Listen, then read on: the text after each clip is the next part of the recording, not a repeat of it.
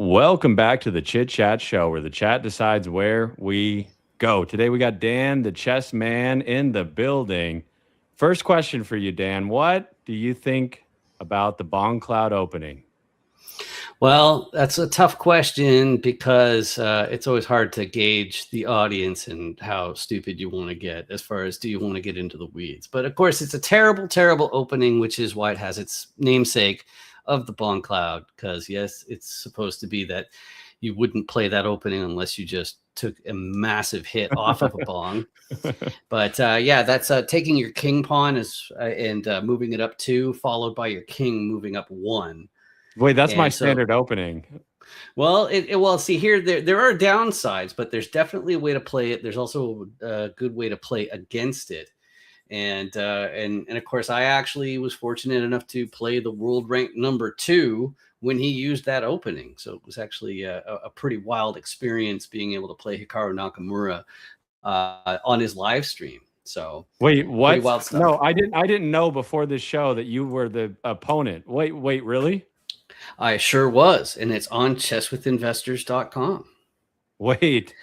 Oh, I promise I did not know that. That is crazy that you faced off against Hikaru.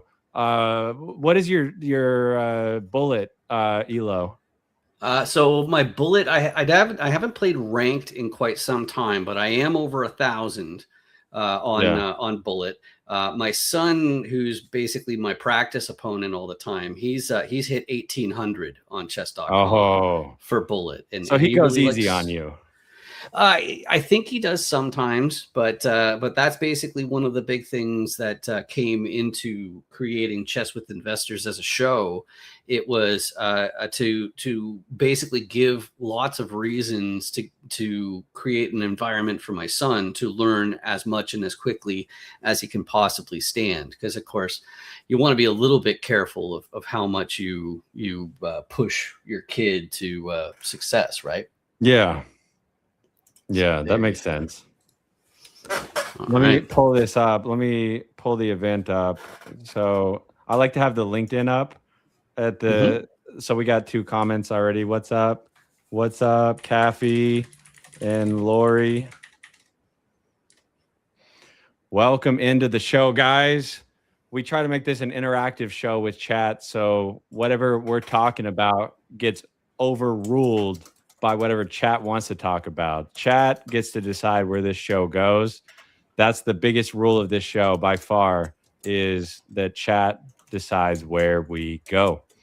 So okay, cool. So I don't have to feel it's rude to be typing while No, you should be interacting with chat while and that's what I do, because there's like a minute delay, maybe a minute and a half delay between what we're saying and between the chat. So I like to respond in chat usually. Excellent. Okay, so it looks like I'll have to use a second device, so we'll make that happen. So because I see Lori ended up commenting and being quite flattering. It's very kind of her. Yeah. So tell us real quick, why is real estate a scam and why is it not a scam? Okay, so the reason it's definitely a scam is for search engine optimization reasons. Basically, I was already in real estate, and I'd also I kind of came through like a side entrance to real estate, and that was from being a tech. And so I started working for a guy that was flipping or doing 10 single family transactions a month for years before he hired me. And I was in charge of all of his websites and funnels and attribution of affiliate promotions, all that kind of stuff. So I basically knew that some people are going to say, hey, real estate's absolutely a scam. They're going to be smart people who actually paid attention. But I decided to make content videos on realestateasascam.com to say, here are the highly predictable reasons that somebody will lose their shirt. even though they're paying attention. And this is what full-timers do to make sure that that doesn't happen. So I put it as a placeholder. I wrote a book to, let some people know, especially based on some of the more scammy, coaching schemes and things like that, or things that you see on like Shark Tank, for example. Max, have you dealt with syndication, like selling the securities law? Have you looked into that deeply? Yeah, I've looked into it. Okay, excellent. So that's the thing is, a lot of people, like I really focused in on the 506B, 506C difference. And so really, especially because with 506B, I was noticing, okay, well, if you know how digital attribution works, then I think if somebody just said deny, like all of the records in the CRM are cooked, I didn't actually do it, I think that they'd have a case based on what CRMs know, because they know your device, they know the size, but they don't really know it's you that looked at all these emails and all that kind of stuff. So I made a little solution for that. Nice. But what was your solution for that? So I'm a full stack developer. So what I did is I made a platform where each different person that was involved in these different 506B offerings, they'd have a profile page where it features an interview that I do, which is on dandoesdeals.com, where I'm asking questions where, without being too direct, like for example, you do have to know it's okay, what's an approximation of your net worth? What does your portfolio size look like? Those sorts of questions. You have to know that before you can even let people know and sell a passive interest in a building or a business. And that's not really obvious to a lot of people. I actually even met a lawyer who said that the first thing he did after he passed the bar exam was he partnered up with another recent graduate and promptly sold a security without an exemption. And he was able to tell me because the statute of limitations had already passed. So it's not exactly common knowledge. And so my solution was basically to have a two-factor authentication based on the person's email and proving that they saw this profile video that gives a clear idea of what their level of sophistication is, what their appetite for risk is, which core competency they're planning to contribute to a GP team, or are they just going to be an LP? And it tracks the activity of the syndicator and the investor so that you have absolute undeniable proof that this person checked this out and they did make the best attempt they could at due diligence before letting them know, hey, I've got a deal that you can get a piece of. So there you go. What kind of due diligence could you possibly do, though, before you face off against Mr. Smurf himself, Hikaru? There's no way you could ever beat him. If you played him every day for 100 years, would you ever be able to beat Hikaru? So in 100 years, that's a different sort of statement. Of course, he's younger than me by I think he's 38. Yeah, so it's 8 years different. And so that he's a big believer that that age, there's definitely a drop off. And someone who's younger is just going to destroy someone who's older. And Gary Kasparov, he ended up mentioning in one interview I saw that he noticed at 40 that he'd be sitting at a board and he'd just blank out on his calculations. They'd just be gone. And he's like, that didn't happen. Didn't he get cooked by Magnus age 12? You're talking about Kasparov? Okay, or maybe that was the other guy. Yeah. Oh, well, so it's most of the top GMs have played with each other far more than people realize, because it kind of makes it sound like all the over the board tournaments are done in a vacuum, but they're not. But one of the things I did when because as I was saying before about supporting my son's chess education and also having the podcast, I was like, okay, well, once I plateaued for the first time, I was like, okay, well, what does pay to win look like? Yeah. What kind of tools do they have out there? And one of the most fun ones is it's called Chessbase, but that's more just for satisfying your curiosity. than actual Isn't it called like efficacy. chess base 24 or something? I've heard of that. There's something like that. Yeah, 26 right now. The version before that's 18, and Okay. they sell the database I know separately. my knowledge is a couple years old on chess. There you go. Yeah, no, there wasn't a 24. There's just a 26. They just switched this year to a system based on the year. But I actually have it right here on this system, and you can get like tens of millions of different games just at your fingertips. So like if we want to check right now and find out, for example, how many times Hikaru has played against Garry Kasparov. I can pull that up really quickly here. Let me see here. Hikaru. Yeah, pull it up, and simultaneously while you're pulling it up, show that you got that dog in you by answering Josh's question from chat. Okay, what do we got here? I'm going to do something right now for everyone because I can't be the only one who thought it was a generic LinkedIn term like fractional or synergy. So please tell me what exact is a full stack developer means exactly. That is a great question. Yeah. So what the answer to what a full stack developer is they're not a one-trick pony. So if we go back to, let's say, 2012, it's easier to explain what a full stack developer would be versus a regular web developer. So usually you get a web developer who is able to do the technical act of putting up a website. Okay. But if the server goes down, they probably will be almost no help, except for maybe they can go through support and get them to hold their hand through. Yeah, I'd be cooked. I'm an HTML developer. But only a little bit. And if your server goes down, I'm just like, I give up. I'm cooked. Right, exactly. But then you have maybe an email deliverability guy, a person who's constantly monitoring that sort of thing. You've got the designer, the person who's making it pretty, figuring out the different graphics here and there and all that kind of stuff. You often had a copywriter or a ghostwriter involved, okay? Because you don't want your web developer writing all this copy, right? It's like that's you a don't. big No. So a full stack developer wouldn't include those types of marketing creation bits, but regardless of if we're talking what's going on with the server, how do we get it back online? Oh no, it's not coming on back line. So how fast could we buy an alternative, get it installed, and take it live? Okay, like that's a full stack developer that's more on the IT side, right?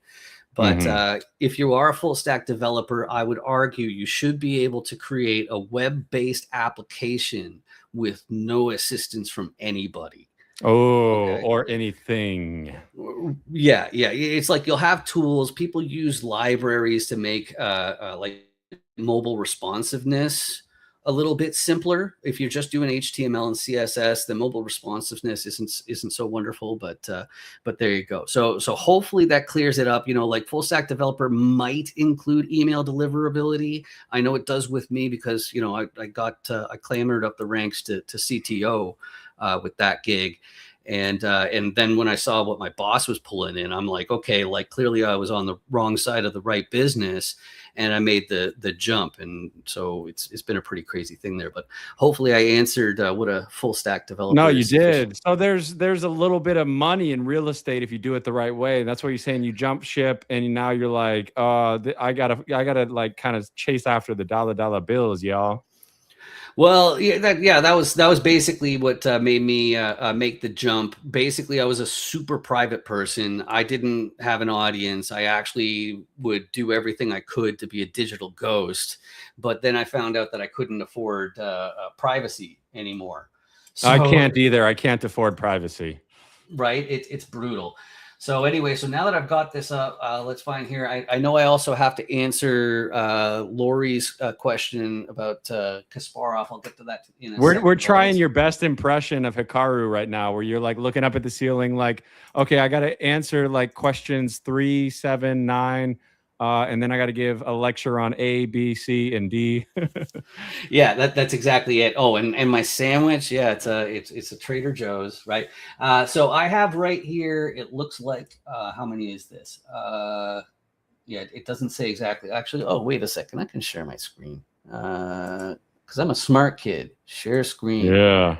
Okay, and it's going to be a window.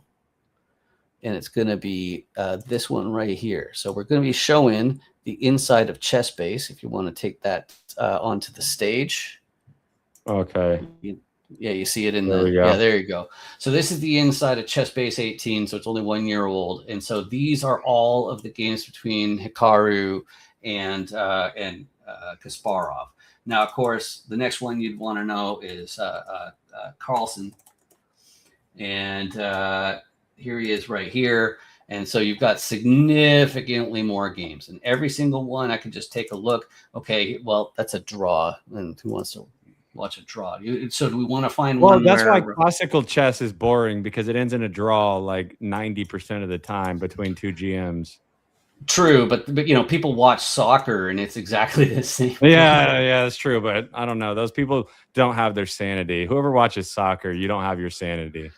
Yeah, well, or your freedom, I think, because you're probably Hockey's European or something. Yeah, hockey's a completely different beast. Just because, oops, I double clicked instead of single click. Now I'm going to share a different window. It's going to be this one right here, and here's a match. I just a random one. This is Tata Steel 2019. So you're gonna have to re-add that. And there we go. So here's the whole game right here. So in chess base, like this is okay. So he's doing in English. Carlsen is white. Okay. So yeah, this is still pretty typical, covering the pawn. And you know where this is leading to? This is leading to showing the Bong Cloud game, by the way. We're leading to that. Okay, great. Well, that I actually have prepared on this computer. So thanks. There we go. For that. So they're all in here, but I also have these other databases, including the ones from the interviews. That's one thing that I've started. I've only done one episode of it so far. It's Chess with Investors Geek Out, and that's where we really go deep into the data. But okay, yeah. What's your monitor, by the way? Is that a 49-inch? Yeah, it is. It's the mine is too. What is it? What do you have? What is it called? Yeah, it's the Samsung. I think it's the. Mine's the Ultra Gear. Oh, okay. Yeah, exactly. So this is the Samsung one. Yeah, super ultra wide, because ultra wide isn't big enough. I got to get a webcam that shows my monitor. This is like next level right here. That's how you do a podcast. You're like, I'm not going to share my screen. I'm going to share my whole monitor, baby. Well, it's also to make sure that it qualifies as a business expense. Yeah. Right? If you're not hiding, right? So there you go. Might as well. But yeah, exactly. I definitely get that feel. The other thing that's cool about these is they're also 240 hertz. If you've got an older monitor, that's one thing you should look out for. Like if you have a little bit of eye strain, there's a really high chance it's because it's not a high enough refresh rate. So getting one that's like 120 hertz, 144 hertz, 240 hertz, something like that, definitely higher than 60. 60 is where it's not good. I think mine's 90, but I don't know for sure. Yeah, 90 should be fine. Like I know that the latest Google phones, they're 120 hertz. So so there you go. Chess is for nerds. Play backgammon. Wait, no, play Go. Go was the last game that the robots the last stand for humanity before the robots took over was Go, wasn't it? Yeah, and they smoked them. So yeah, and then they smoked the Go guy. He was like, I think I'll win like 12-6, and the guy just got wrecked by the computer.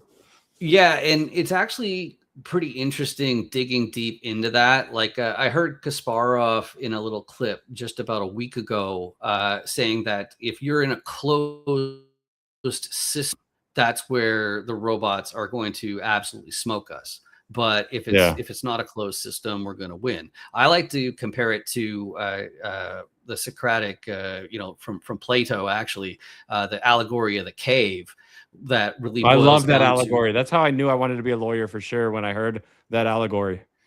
Right, exactly. And so basically without spoiling it, the takeaway is that if you haven't actually lived the experience, you're in no position to judge if it's real or not. Yeah.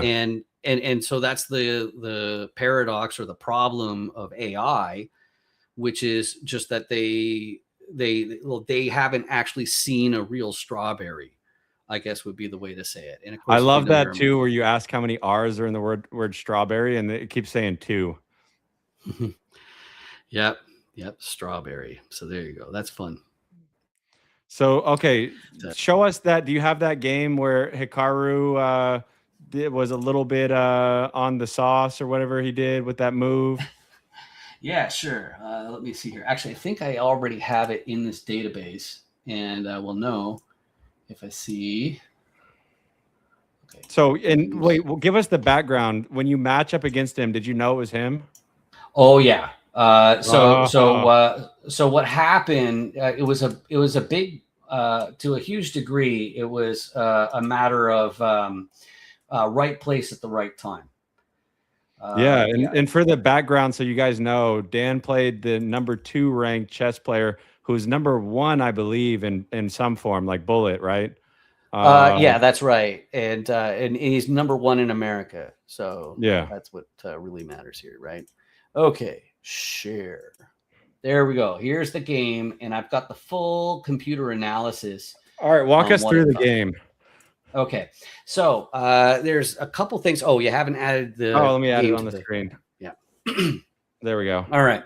So this is actually where we started, but I'll switch it. Okay, I don't know why this is. See if you can rewind it. And what color is Hikaru, and what color are you? So Hikaru is white, and you'll notice that it starts off right here later in the game. Okay, so the king is supposed to be way back here. He exposes his king. Yeah. Yeah, and moves it out twice. And this is where I started. And it was kind of funny. Right place at the right time. They had I've been watching them for a couple of years anyway. And guys, for those watching, like this is one of the most famous games in all of chess. Like really, when this game happened, people it was going crazy on social media when this game happened.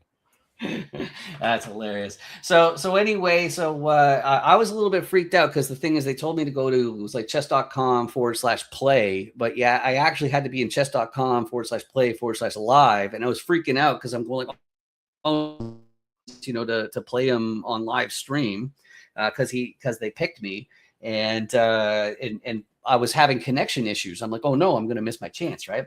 So I started here. I'm already a little bit rattled, like even before I make my first move. And I'm like, okay, it's Bong Cloud. And I probably You're dominating this board right now, by the way. You're in a dominating position right now. Right, exactly, because the king is ultra exposed. This is bad news. So it's Hikaru to move first. He ends up just basically making like a London style pyramid around his king. And the strategy that you need to do, you see, my first move was to threaten that central pawn. And what I forgot is and this is what Hikaru was up to, is he was hoping that I'd take the bait right here, which is he was hoping that so he's a master, he's a GM, he's a grandmaster, and he's a master baiter. Is that what you're saying? I'm not sure if he debates in public. Okay, I see. As a mass debater. I know he will individually debate people. I see, he does. Like yeah, on live stream, as a matter of fact. He does. Yeah, it's a sport. It's pretty fun. Right, exactly. So I'm out here. I got what he likes to call the BBC, which is the big black center. Yeah. I've got that right here, and he's got like a decent sized white center right here, and I end up pushing for check because I'm rattled, which was a really. So you move your horsey to the left? Is that what we're? Oh no. Oh no, I moved. Yeah, so I moved I moved the pawn up to do check and bring this out, which is exactly playing into his hands. I needed to take this front pawn because then the king is just wide in the open, and the center is open as well. Because if I take here, he can't take back with his king. Right. So if I took instead, if I go back. Yeah, you got to take right here with the pawn. I agree. Right. Exactly. And he's not able to take with the king. That's illegal because it's covered by the knight right here. Him, yeah. Right. Yeah. But if he does this, then I get to pick up I get to pick up that queen for free. and that's just basically over, right? Because then I'm up a Wait, queen. doesn't he go down a couple pieces against people for fun? He also did that with me as well. No. So that was the second time. Yeah, that was the second time that I was able to play against him. So to review here, I do that. He backs up. So now his king is in quite a stupid place. I end up trading a central pawn for a side pawn, which is a terrible idea. He takes back. I bring out my bishop. Let's see here. Okay, so he protects. This is to stop this from happening right here. Me bringing my knight. Okay, and then so I decided to castle, and then I was like, okay, I'll move here to take up a spot over there, and Hikaru liked that move. So at this point, I'm still technically ahead, according to the computer. Yeah. But don't worry, I screw that up promptly.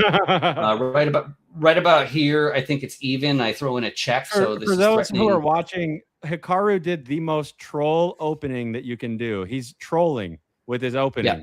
And he's still about to give you a big boy spanking, or let's see if he does. Yeah, I think that's fair. So he eats the horsey with his bishop, and I take back, and he ends up threatening my bishop, which doesn't have much anywhere to go. Right, it can't go over here. Right? He basically reverted his pieces back to their original spot here. They're pretty close to the original spots. Exactly. So now he's already in a decent position. If I look down here I'm not sure if we can see it. There's this little, oh yeah, there it is here. So there's this little gray arrow that indicates which move we're on. Yeah. And the lower the lines are, the more it's in favor of black, and the higher the lines are, the more in favor it's of white. But here it's dead even. Absolutely dead even. Being dead even with Hikaru means that you're dead in the water. Because you're never going to win if you're dead even with Hikaru.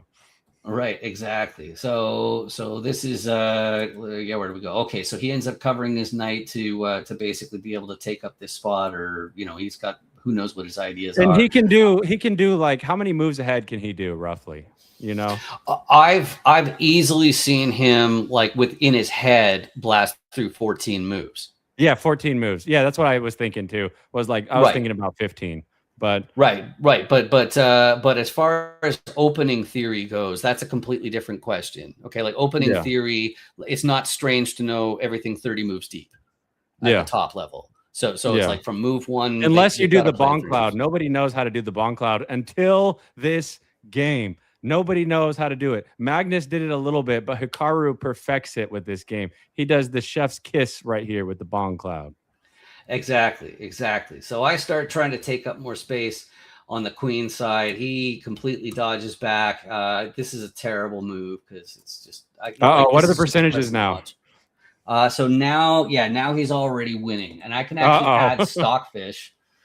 Yeah, this is like going up against Secretariat in a horse race, and Secretariat's ahead. This is the equivalent of that. I'll take your word for it. So I'll tell you how to read Stockfish up here, because like when I saw this crap, I'm like, can I like learn chess without looking at this?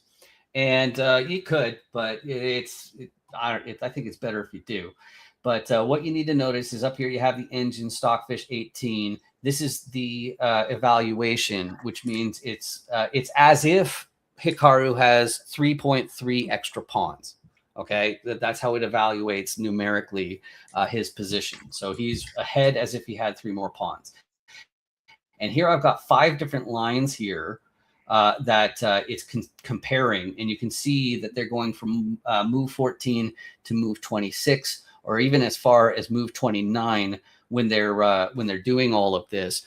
So that's what the computer knows as it's firing down here. So safe to say computers are way leagues better than humans in chess. That's right. Yeah, there's no question about it. Absolutely, Magnus Carlsen could be beaten by anybody's phone. He would be cooked. Yeah, the number 1 player, Magnus. So, by the way, guys, for people who are watching, Dan is playing the number 2 player who is so close to Magnus, it's crazy. And the guy that he's playing is better than Magnus in Bullet in the fast version of chess. And they would both get absolutely slaughtered by a computer, as we saw with Deep Blue and Gary Kasparov. Yep, that's definitely right. And actually, right here is the only time in any of the Chess with Investors episodes that I actually dropped an F-bomb. And it was like immediately. I made the move. He was talking about his tuna salad sandwich. Wait, fork? Is that what you're talking about? Like you fork in chess? Okay, I see what you mean. No, this is a crap move because he could just take it with his knight, and a knight's not as good as a rook. So that's why it was a terrible move. But he threatened right there. You know, it says right here. Wait, he's threatening you during this game? What a terrible person! Oh my god! I know, right? It's just downright rude. But rude. So exactly. So wait, I don't get. It looks like you're more aggressive than him at this point, though.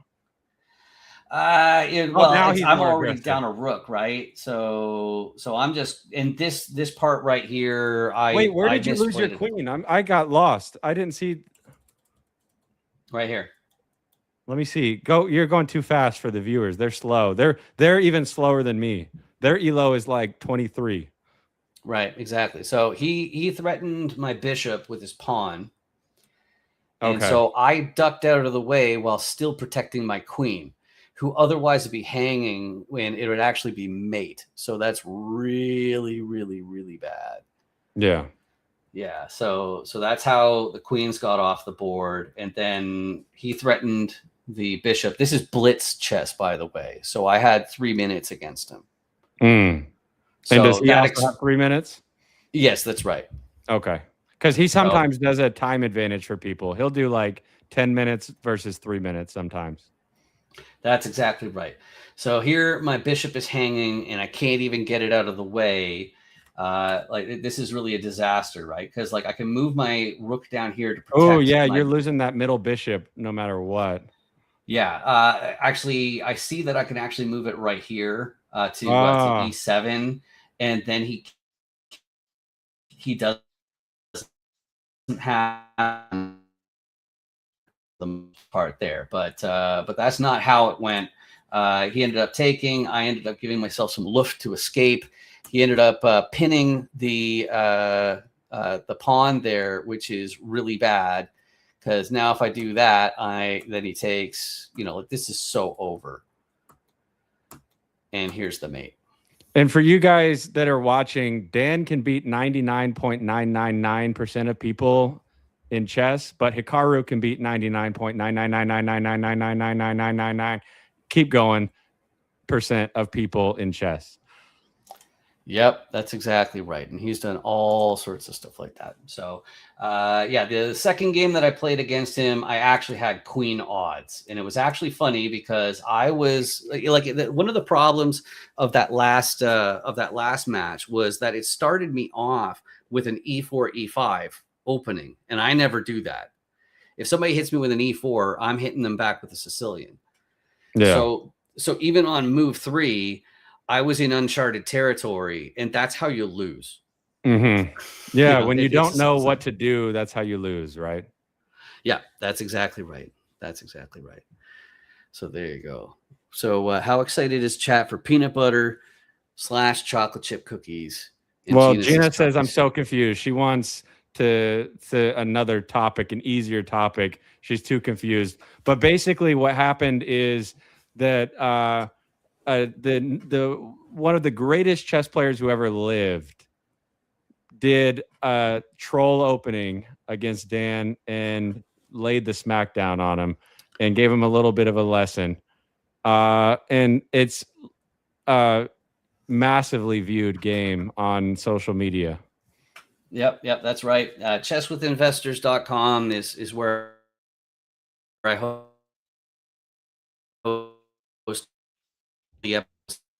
the ones, copies of each of them. One I have a live stream with so Hikaru's stream is synced with my own screen, and then I have a second video for each game where I go through every move and give my own commentary. Yeah.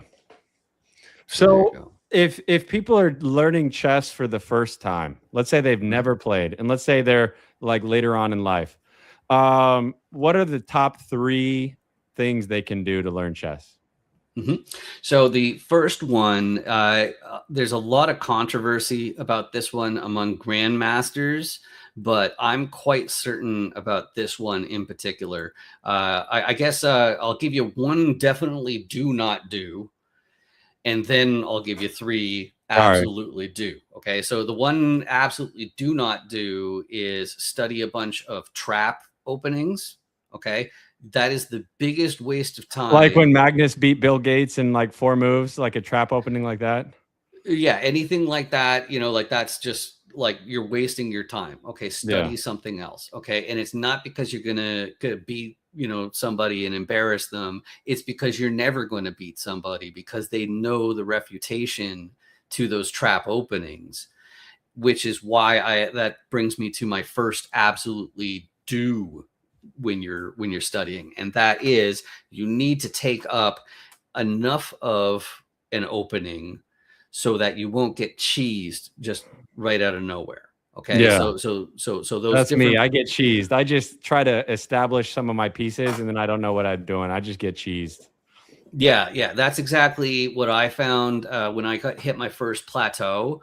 It's just, like I'd wind up out and I wouldn't even know why.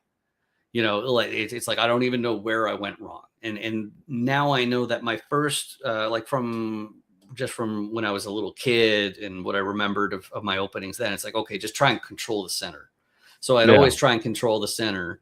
And then I try to generate some sort of ad hoc king attack. And that was all that I do. Right.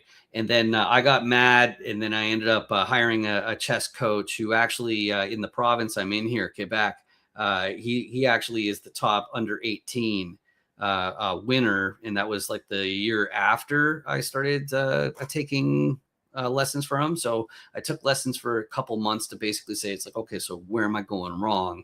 But I found that the online courses that you can take in particular openings, I find those are fantastic.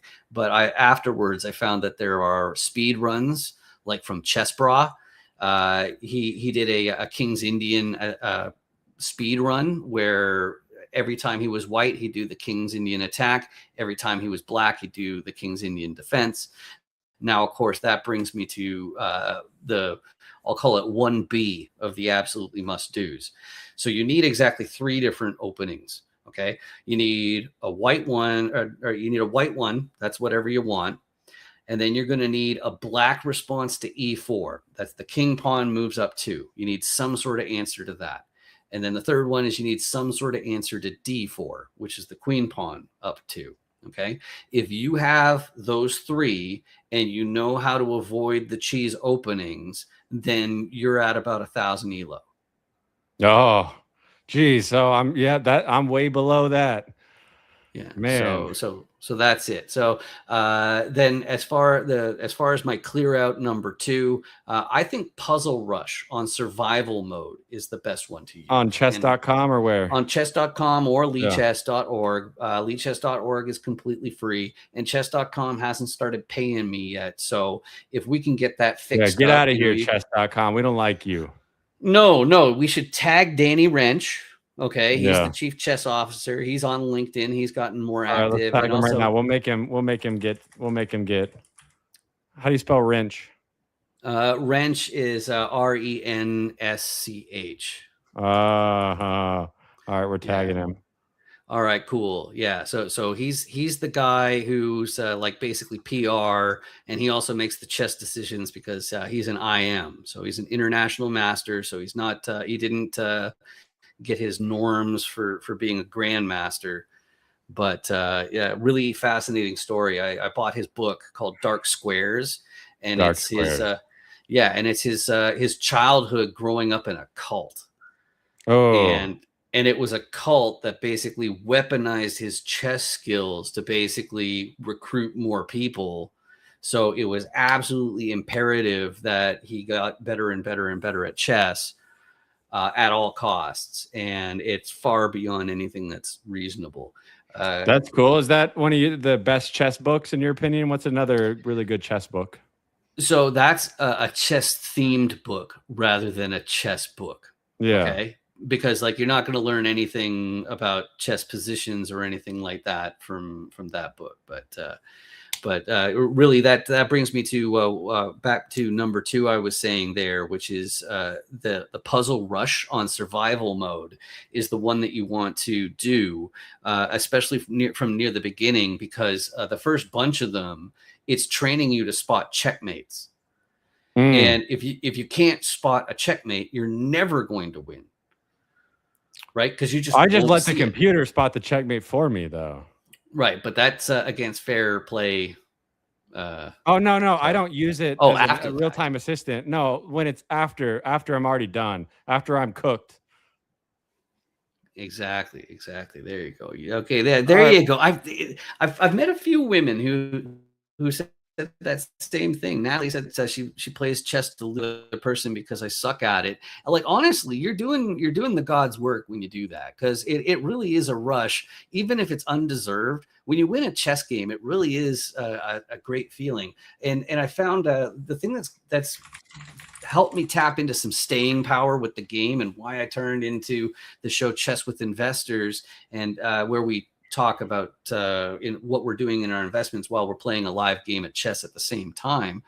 Really, like the aspect of chess that really sunk its teeth into me is the cat and mouse aspect. For me, it's the thrill of the chase. No, I love that. I watch a lot of Andrea Botez, and she like has a lot of like nice conversations. She basically has a podcast while she's playing chess. Yep, exactly, with her sister, and she's been through some ordeals over the last year. She lost hearing in one of her ears. Oh man! And I don't know if it came back. I think it did, but I didn't see a content piece that actually addressed that. So we'll have to we'll have to find out more about that. That's crazy. All right, well, what's number 3 for if you're a beginner for chess? Right. So to recap, the first one is you have to learn openings, like those 3 different versions, so that you're not getting cheesed in the first like 10 moves or something like that. And then 2 is puzzle rush. 2 is puzzle rush on survival mode. Now, survival mode is not timed. Okay. It's not timed. Okay. Usually puzzle rush is 3-minute or 5-minute. Okay. But survival means take all the time you want, just find the right actual answer. Okay. Yeah. Now, you're probably going to hit some frustration when you get to about 20 for most people, because then maybe it's not a checkmate.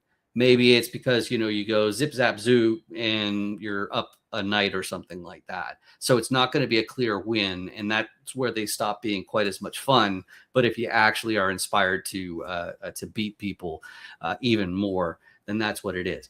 So if I were to think of the third one, though, that's an absolutely must do to improve. I'll steal from what Magnus and Hikaru both say, which is you have to find a way to love the game. Yeah, and that I agree with that. It speaks to human ingenuity first and foremost, because that's true about like almost anything in life. Like if you want to get good at the law, love the game. Right. And so what I'm trying to say at the same time is that you're never going to beat somebody if they truly love it, because they're doing it all the time. Yeah.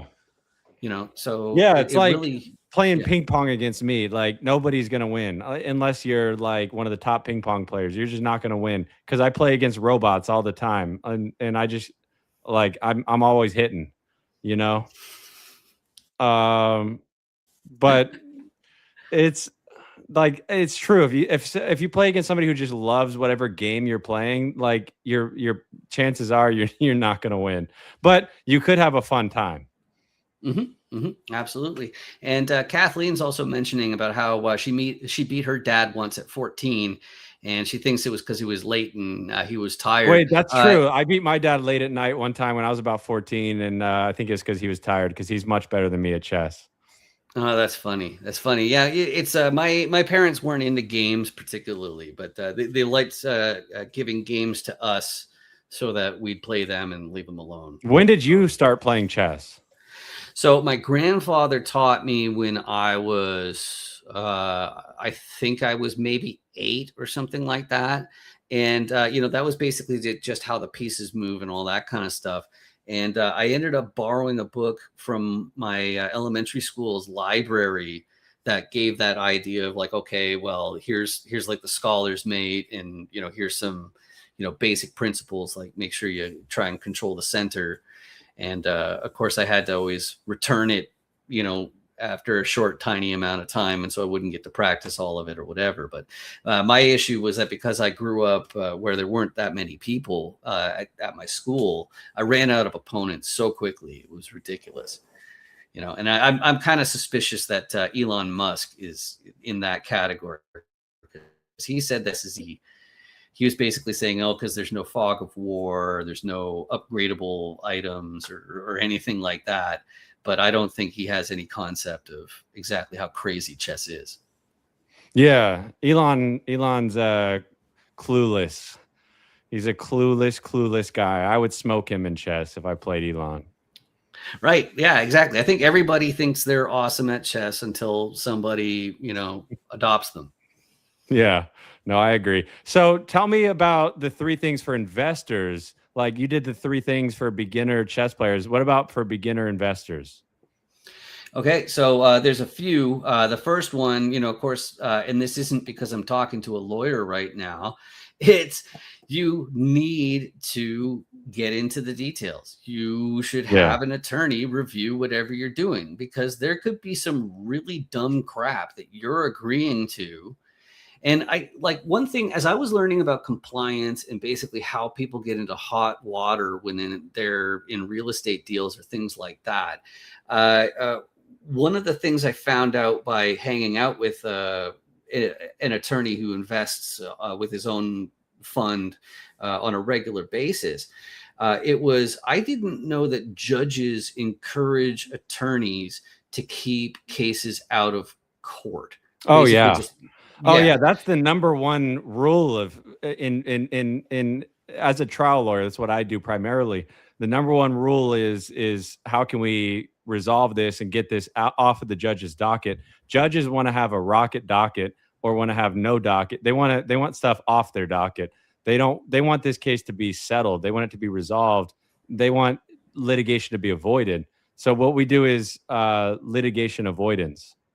Yeah, that makes a lot of sense. And so there's one particular example I heard that I'd say it would be the legal version of rage bait, like IRL. and like it was one that's so bad that even though I have all this content, I'm putting stuff out there all the time, I just will not reveal it because I do not know a good refutation to it legally. And it was just so gross that I was like, actually I could tell you this, it involves losing lawsuits on purpose. Yeah. Where you I've heard about that, where you can like essentially bet against yourself. That's how it does. That's one way that they do it, is they hedge their bet. They over hedge the bet, so they sell too much of a percentage. I don't think that's what I'm referring to. Really, what I'm talking about is the real. Okay, so there's the carrot and the stick sort of way of looking at it. The stick in this case would be that when you win a court case, the IRS considers your winnings taxable immediately. And so if there's some sort of delay in the payment, then you're going to have a real bad time because you're paying tax on money that the person has no intention of paying. So, oh man. Yeah. So like that's the scariest thing I've thought of, and like I've heard, but I'm not. I'm leaving out one core detail where I'm quite confident that the legal system's thought of that. People who don't really. The legal system has thought of that. I don't think I thought the majority of or all of court winnings are non-taxable. It's not normal income, at least in the United States.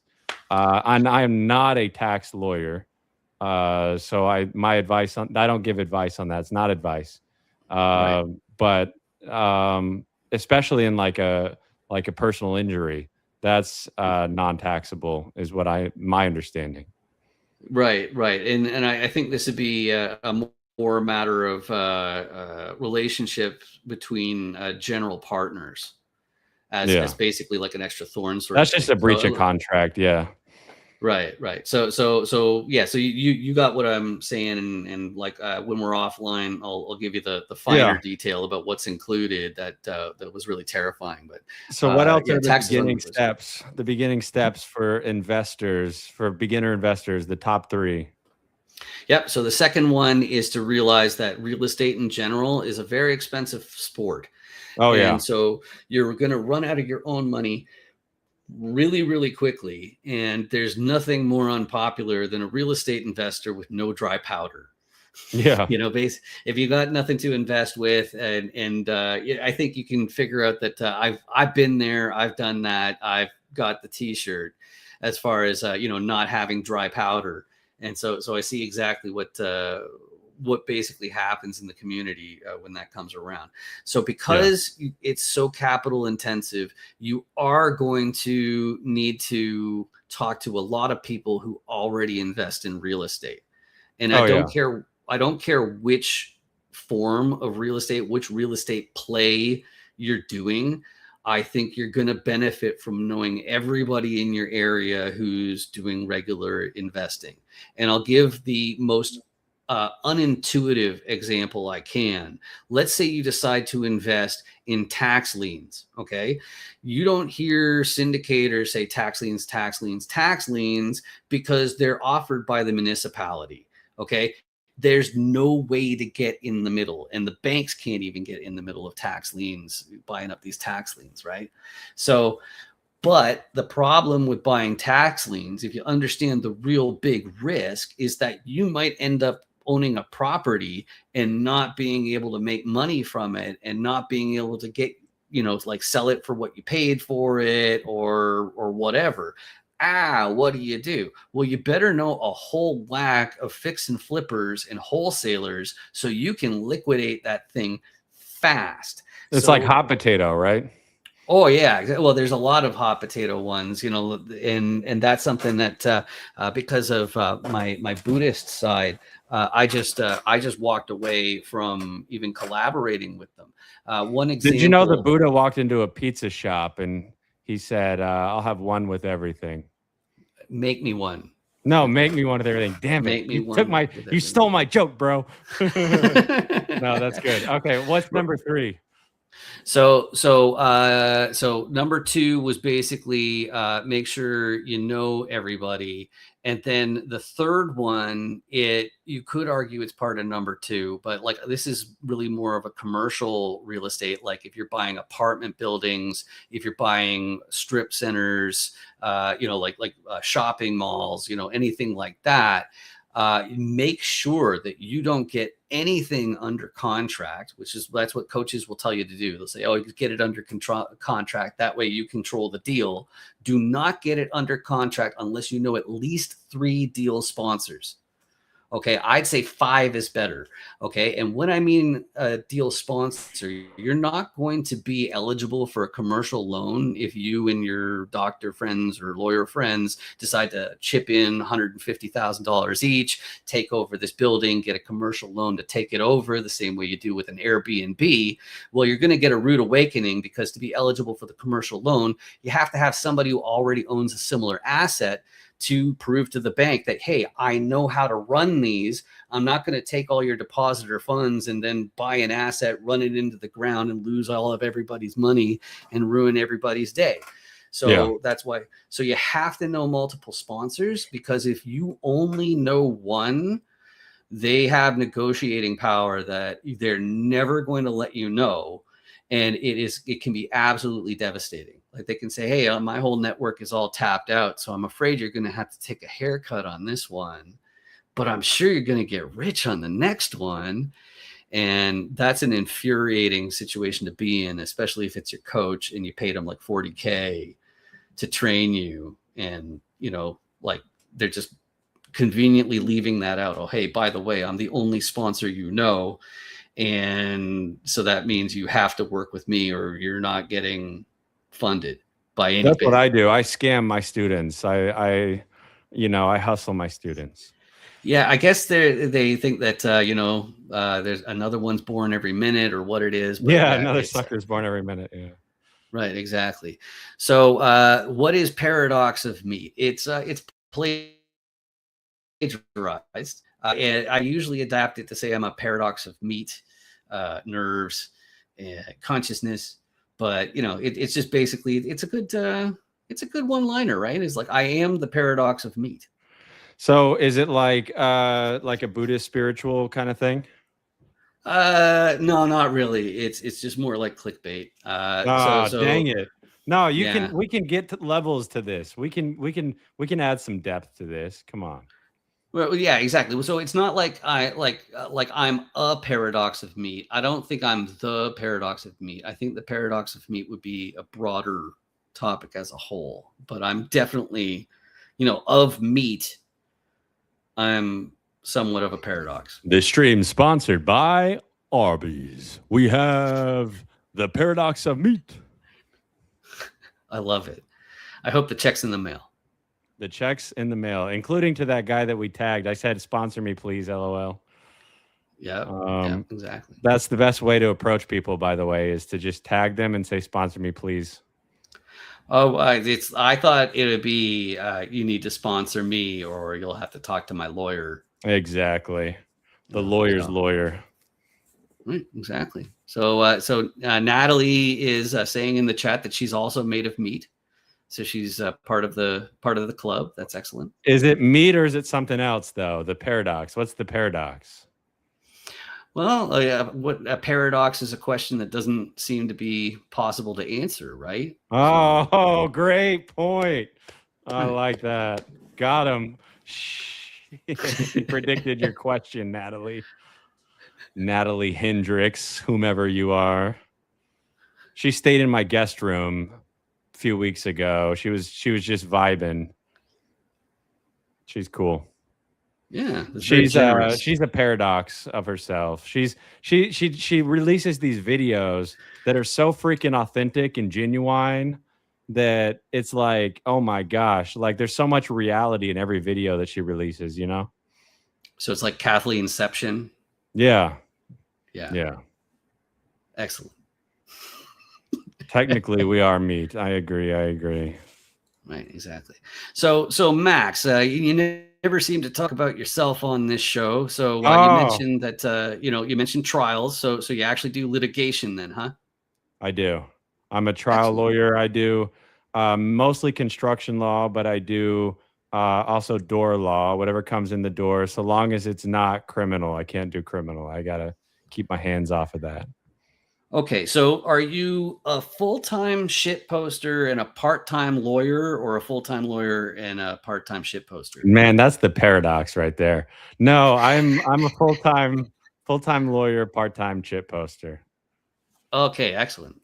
That's honestly the way to be. It's tough to pay the bills shit posting, but we sure doesn't stop us from trying. It right? is tough, but with my numbers, the amount of money that I can honestly make from this, just opening myself up to those sponsorships it's pretty freaking high. The amount of money that, like, if I wanted to go full time, I could. I just choose not to. Well, that's where you want to be. It's having. It is good. It's good to have choices. Yeah. Exactly. What are your hobbies? What do you like to do? Tell me some hobbies. So Yeah, well, that's the thing. So with my son, especially, honestly, both my kids, I've got a son and a daughter. Both of them, I really instill in this. Totally is LinkedIn lunatics subreddit level stuff, but I've always been drawn towards excellence, and not excellence like, hey, look at me, I really kick ass. That's not what I'm going for. I want to be able to spot excellence when it's in front of me. Like, is the person like Hikaru level? Are they just a normal GM, right? It's like, is this person like, am I listening to Eddie Van Halen? or am I listening to somebody who's like, hey, I hadn't heard a Van Halen album once? You know, like, well, and I mean, Hikaru is like listening to Alan Watts. Like, I'll just take somebody from Buddhist culture. Like that's like Hikaru. If you just watch his streams, it's like just poetry in motion. It's beautiful. It really is. It really is. And I don't deny that Chess with Investors as an idea was absolutely inspired by the fact that he's clearly multitasking. He is. And he still is God tier. Yeah, absolutely smoking these guys, you know, where like you just wouldn't stand a chance. It's really, really awesome. And part of it was to settle an argument that I've had with a bunch of different people. You know, I've had I had a client who was a chiropractor who claimed that not only are men basically not able to multitask, but it's actually unhealthy for men to do it. And like one of the things, see, like I was a scout when I was a little kid, and I heard about Baden-Powell being ambidextrous. So I was like, okay, well, screw it. It sounds pretty hard. Let's learn how to write with my left hand. Okay, and that's something that he would end up doing. So anything that's difficult, I'd just be attracted towards it, and I go for that sort of thing. And so I do that. Talk with my about kids your daughter well. a little bit. What is she like working on becoming excellent at? What are some of her interests? Yeah, so art is huge for her in multiple different ways. She's actually already finished both House Flipper 1 and House Flipper 2. Okay, so those are simulators. Those are simulator games that are available online, and you literally start off as a repairman, and then with your savings, you end up buying these houses to fix and flip, and you have to go from being a taskmaster to actually souping up these buildings. She did that before she was 8. Okay, that's crazy. Right, imagine knowing how to flip a house, like what goes through the process, including like cockroaches and stuff. Okay, so yeah, and it was in virtual reality, so she'd be walking around in my basement, and it would track her, and she'd have to tidy this up and knock this wall down and install the couch over here. And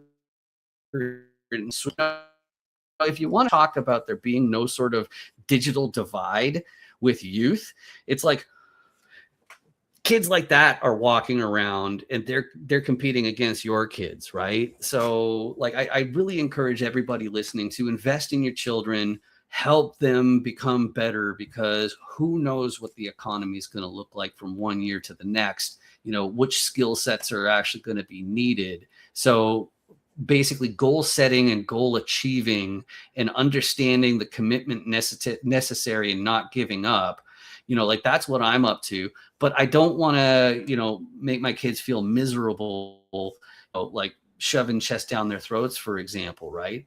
But that's also why my son, you know, he's going to be going to the nationals up here in Canada in July.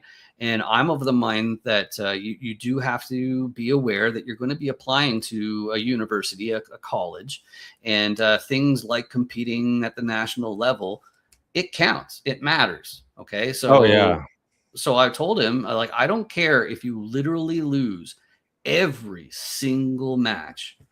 You have to finish the whole thing just for that little bit on your resume. I competed at the, you know, Canadian nationals. You know, that's a hard follow-up question. I feel like people, like especially at a university level, they're not going to be like, oh, and what was your record? So how'd you do? It's like, I got smoked. I got my ass kicked. Yeah, just like you would, bucko. Right. Well, it's also training his patience, and the other thing that's beautiful about chess is that it doesn't have to be on a screen. You know, that's something that I did. Is I did a lot of shopping. Over the board chess is a lost art for a lot of people. Yeah, it definitely is, and it's really easy to bust yourself up over your poor performance, but you really shouldn't. It really is to err as human. It really is fun. I would say my favorites as a very novice player would be a 10-minute game on chess.com, a 10-minute game against a random person in my elo, or against somebody that I know, as long as they're not too much better than I am. like I like those, and I like but I really like like what we talked about, like what Hikaru does with the live streams, and what the Botez sisters do with both the live streams and the over the board chess. Right. Just not the Botez Gambit. That one's not Yeah, ideal. the Botez Gambit is funny, losing the queen, right? Right, exactly. And Hikaru actually has a whole playlist on his channel, on his YouTube channel, of the Botez Gambit. He goes all the way to like into the 2000s, just always playing the Bong Cloud. Yeah. So there's definitely a technique. But yes, Kathleen, I'm absolutely extremely proud of my son. And so I didn't want to skirt, the question you asked, which is what sort of hobbies, but I like to play other online games as well. I've only recently, now he's got the moral fortitude and foundation where we started playing Counter-Strike, and that's okay with me. And so, like, my big thing about video games, I was raised with video games, even though I'm an unk. And because of that, I never liked playing games where I was attacking humans. Okay, because I think that's an unhealthy sort of thing, especially if you're like fantasizing about it or anything like that. If it was like robots or monsters or something like that, giddy up, let's play a shooting game, right?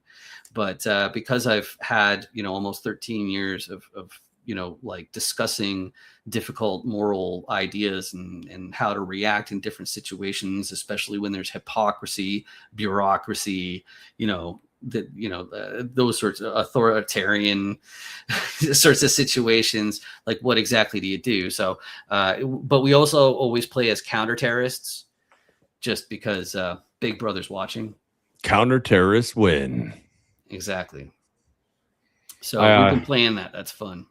That's fun stuff. Yeah, I played. I was definitely a big time gamer, and I think I told you I was semi-famous on Twitch for a little while. Just semi-famous, not actually famous, but internet famous. Internet famous, yeah. Right. Like, but only like 3,500 followers. Nothing crazy.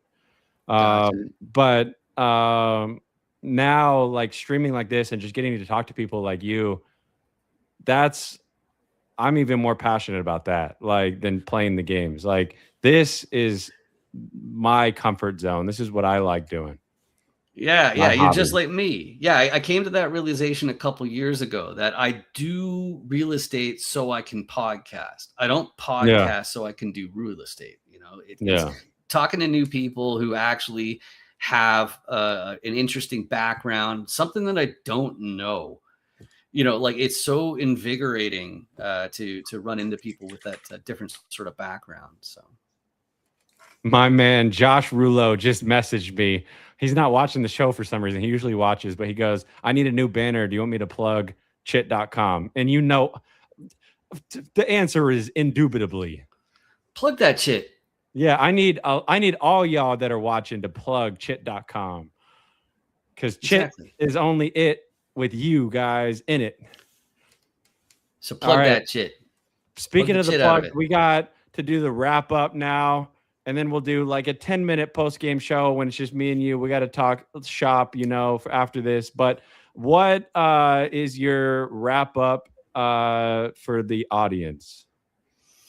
Well, I'd like for more people to check out chesswithinvestors.com. You can connect with me on LinkedIn. I'm just Dan Fradenburgh. It's a distinct last name, so I'm easy to find, which is really great. If you direct message me that way, that's a great way to get a hold of me. If you do play chess or also poker, I'm going to be starting to do some more live streams, and we're going to include poker. I know I have some people who are interested in blackjack as well. But man, I learned from Doug Polk, the Mr. King himself. I learned poker from him. I was one of his students. Excellent. So you should join us.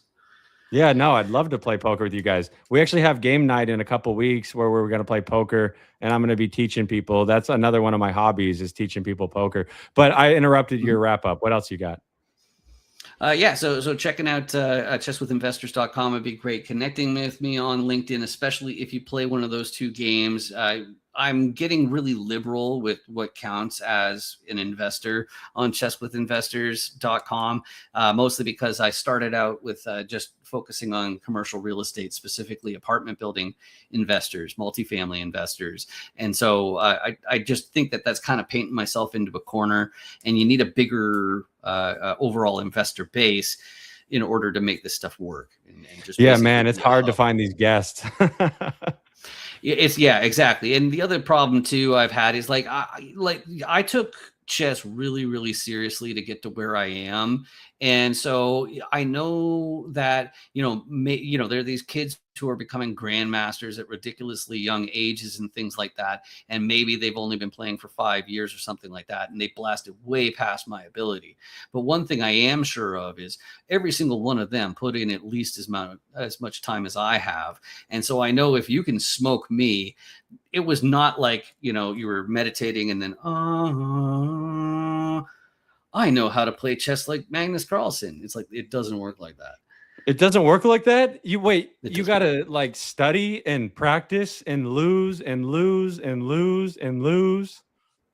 Exactly. So Natalie is also asking, will you invest your own money for things for me specifically? I'm not special, but it would be nice. Does playing chess get this to happen? That's very nice. These days, I'm usually investing time into relationships and all that sort of thing. So it'll be interesting to hear Natalie's background, what she's up to. But yeah, I'd love to have more of your guests. And if you want to check it out, that'd be really, really great. I just am really eager to meet lots of different people and find out what they're up to. So, all right. Thanks for coming on. We will see you guys next time on the Chit-Chat Show, where the chat decides where we go.